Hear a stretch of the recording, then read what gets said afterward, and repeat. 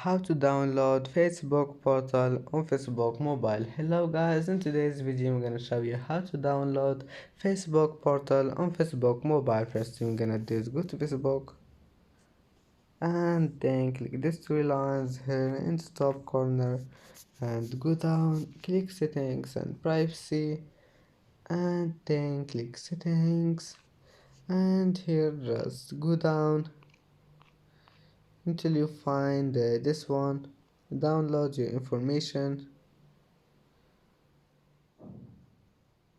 and click this select all,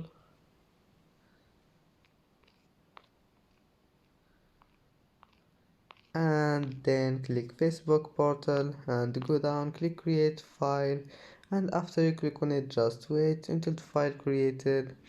And that's it for today's video. Don't forget like and subscribe, and see you in the next video.